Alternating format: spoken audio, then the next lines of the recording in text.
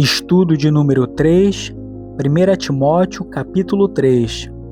Tema: a Igreja, seus pastores e diáconos. Texto áureo: para que, se eu tardar, fiques ciente de como se deve proceder na casa de Deus, que é a Igreja do Deus vivo, coluna e baluarte da verdade. 1 Timóteo, capítulo de número 3, versículo 15. Verdade prática. A igreja é o fundamento da verdade, por isso devemos cuidar bem dela. Introdução. A liderança cristã é um ministério de serviço e exemplo. Em 1 Timóteo, capítulo 3, o apóstolo Paulo orienta a Timóteo sobre os critérios para a escolha dos pastores e diáconos, destacando que a igreja, como coluna e baluarte da verdade, deve ser conduzida por pessoas com caráter irrepreensível e fé comprovada. O Novo Testamento usa os títulos bispo, pastor e presbítero, descrevendo a mesma posição de liderança. Atos 20, 17 e 28, 1 Pedro 5, do 1 ao 7. Na Assembleia de Deus, predomina a tese de que os títulos e cargos são diferentes e hierarquicamente graduados: diácono, depois presbíteros, depois evangelistas e depois pastores. Também evitam usar o título de bispo, mas utilizam o título de pastor-presidente. Primeiro ponto: um bom pastor. Capítulo 3, versículo do 1 ao 7. Ao tratar das qualificações para o ministério, Paulo apresenta o padrão espiritual exigido de um bispo. A liderança da igreja é função baseada em caráter aprovado e não apenas em talento. O cuidado da casa de Deus exige maturidade, equilíbrio e um testemunho irrepreensível. Item de número 1, chamado equalidade. 1 Timóteo capítulo 3, versículo 1 ao 3. Fiel é a palavra. Se alguém aspira ao episcopado, excelente obra almeja. É necessário, portanto, que o bispo seja irrepreensível, esposo de uma só mulher, temperante, sóbrio, modesto, hospitaleiro, apto para ensinar, não dado ao vinho, não violento, porém cordato, inimigo de contendas, não avarento. Paulo inicia afirmando que o desejo pelo ministério pastoral é digno, mas isso não significa que qualquer pessoa esteja pronta para exercê-lo. O episcopado, aqui entendido como a função pastoral, requer não apenas vocação, mas caráter comprovado. O termo irrepreensível resume o ideal do líder cristão: alguém cuja vida não ofereça motivos de escândalo ou censura. A lista que se segue aponta virtudes visíveis: sobriedade, autocontrole, hospitalidade. E também habilidades, como a capacidade de ensinar. Além das virtudes, Paulo também aponta comportamentos que desqualificam o líder: o apego ao álcool, a violência, o espírito briguento, o amor ao dinheiro. Esses vícios morais destroem o testemunho cristão. A liderança cristã não é medida por carisma, mas por caráter. É preciso lembrar que o exemplo do pastor se torna referência para a igreja. Item de número 2. Atitudes perante a família. 1 Timóteo capítulo 3, versículo 4 e 5. E que governe bem a própria casa, criando os filhos sob disciplina, com todo respeito, pois, se alguém não sabe governar a própria casa, como cuidará da igreja de Deus? A casa do pastor é seu primeiro campo de liderança. O modo como ele conduz sua vida doméstica é critério de avaliação para o ministério. Paulo usa uma lógica simples. Se alguém não consegue conduzir bem sua família, como terá êxito ao liderar a igreja, que é a família de Deus?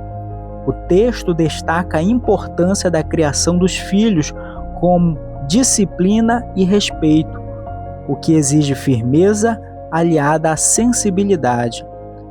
A relação do pastor com sua esposa e filhos precisa refletir os valores do Evangelho. Não se trata de perfeição, mas de coerência. O lar é o espelho da liderança. Um homem que despreza sua família falhará em amar, ensinar e orientar. Não está pronto para guiar o rebanho do Senhor. A igreja precisa de líderes que sejam pastores em casa, cuidando do lar com a mesma dedicação com que cuidam da congregação. Quando o púlpito e o lar se alinham, o ministério ganha credibilidade e força espiritual. Item de número 3. Experiência e boa reputação. 1 Timóteo capítulo 3, versículos 6 e 7. Não seja neófito, para não suceder que se ensoberbeça e incorra na condenação do diabo. Pelo contrário, é necessário que ele tenha bom testemunho dos de fora, a fim de não cair no opróbrio e no laço do diabo. Um bom pastor precisa ser experimentado na fé.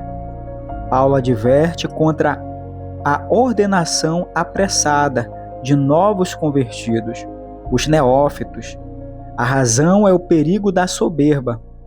O ministério pastoral impõe responsabilidades que podem se tornar armadilhas para quem ainda não está maduro.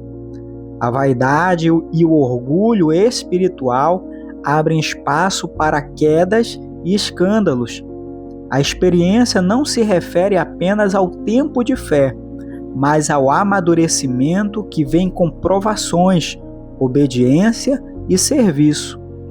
Além disso, o pastor deve ter bom testemunho também dos de fora. Sua reputação na sociedade importa. Embora o líder cristão exerça seu ministério entre os crentes, seu testemunho transborda além das fronteiras da igreja. Sua vida fora dos portões não deve ser diferente daquela vivida dentro da família e da igreja. Segundo ponto, um bom diácono. 1 Timóteo capítulo 3, versículo 8 ao 13. Assim como os pastores, os diáconos são líderes, servos que exercem funções vitais na vida da igreja. Paulo apresenta critérios claros para a sua escolha. Item de número 1.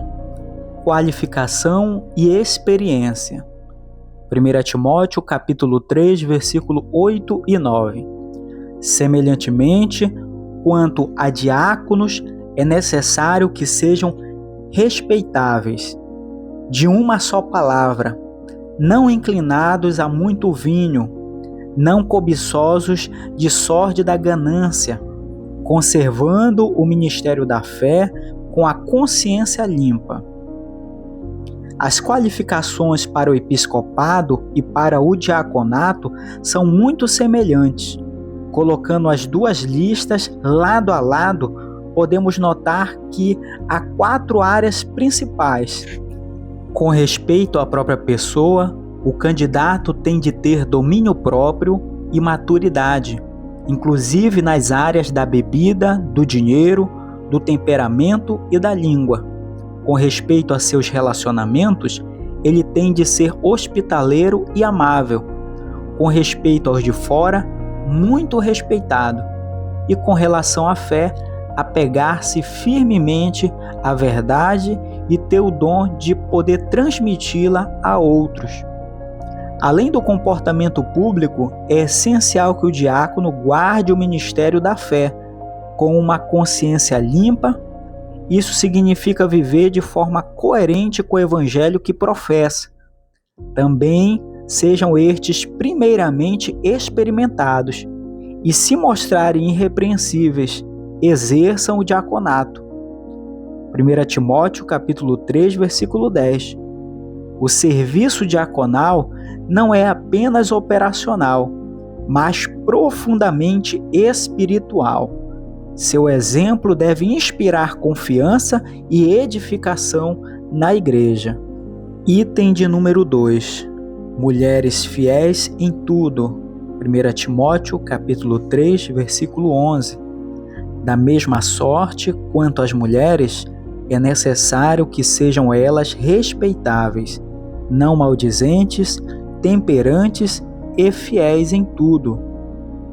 A menção às mulheres pode indicar tanto as esposas dos diáconos quanto possíveis diaconisas, como Febe, Romanos capítulo 16, versículo 1. Claro que há argumentos pró e contra cada um desses entendimentos. Qualquer que seja o caso, estas mulheres prestavam excelente serviço à igreja e aos necessitados e deviam ter as mesmas qualificações dos diáconos. 4 virtudes devem ornar suas vidas: serem respeitáveis, não maldizentes, temperantes e fiéis em tudo. Ou seja, essas mulheres deveriam ser cuidadosas com respeito à conduta, à língua, ao temperamento e ao testemunho. Item de número 3. A honra do diaconato. 1 Timóteo capítulo 3, versículo 13. Pois os que desempenharem bem o diaconato alcançam para si mesmo justa preeminência e muita intrepidez na fé em Cristo Jesus. Paulo conclui afirmando que os diáconos que se esmeram no ministério de servir aos homens em nome de Deus recebem de Deus a recompensa, justa preeminência e muita intrepidez. O bom diácono cresce em autoridade moral e coragem na fé. Sua dedicação é reconhecida por Deus e pela Igreja. O serviço humilde e fiel fortalece a comunidade e glorifica a Cristo, mostrando que o verdadeiro ministério nasce da obediência e do amor prático. Terceiro ponto: Igreja, coluna da verdade. 1 Timóteo capítulo 3, versículo 14 ao 16. Neste encerramento do capítulo 3, Paulo amplia a visão da liderança, colocando foco na igualdade e missão da igreja. Item de número 1. Esperança de ver Timóteo. Capítulo de número 3, versículo 14. Escrevo-te estas coisas, esperando ir ver-te em breve.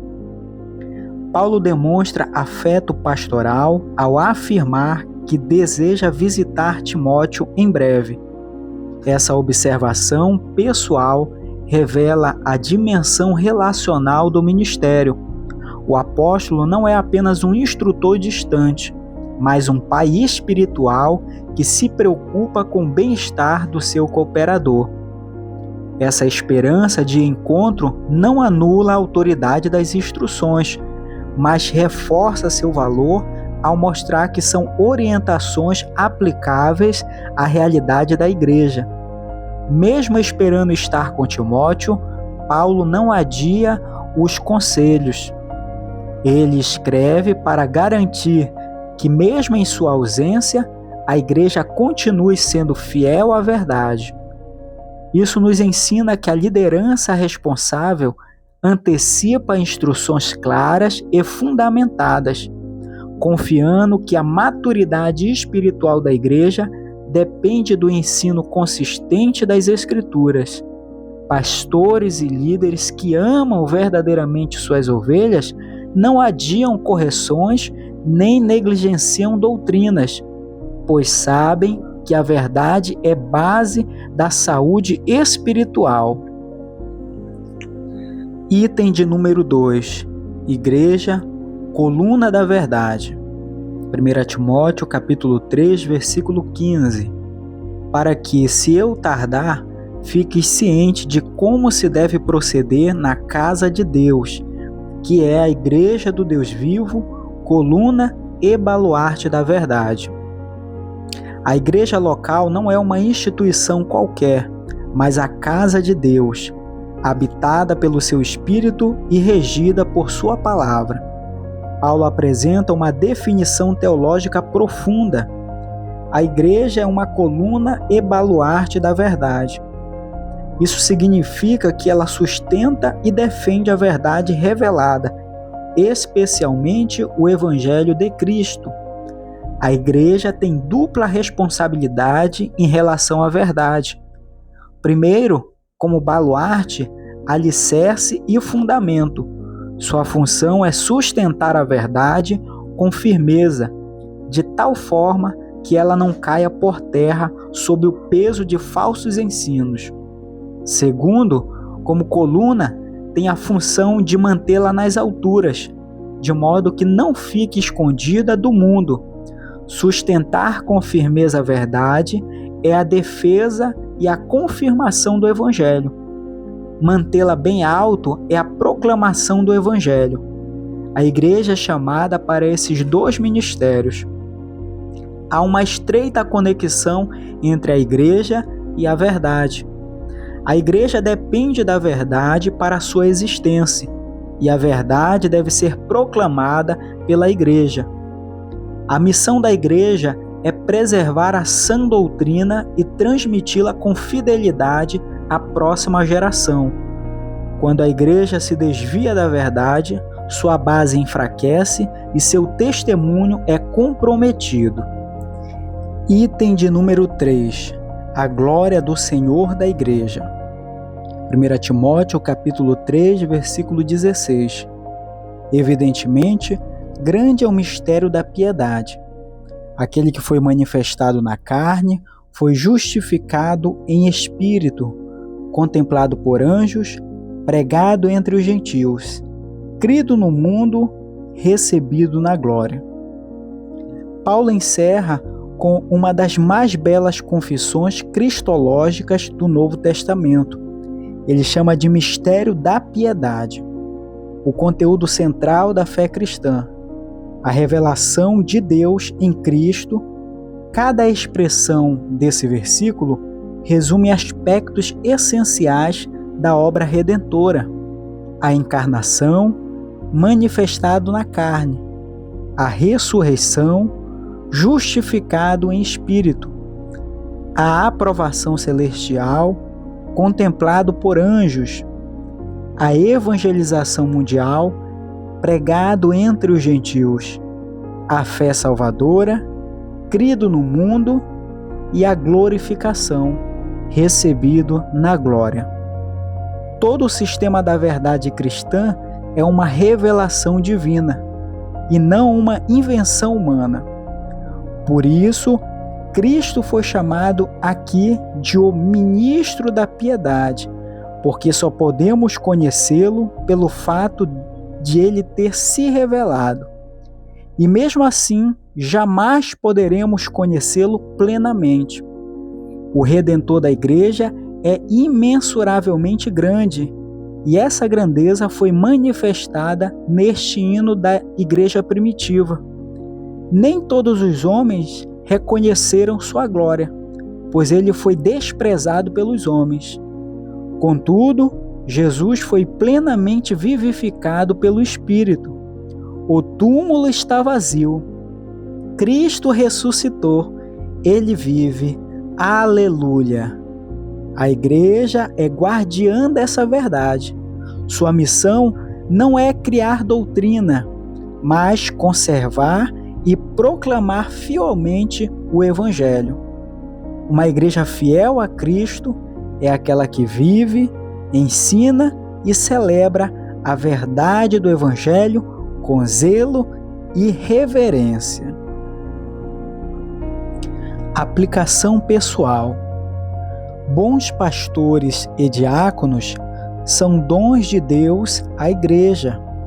cabe a todos honrá-los, apoiá-los e seguir com reverência a verdade que proclamam.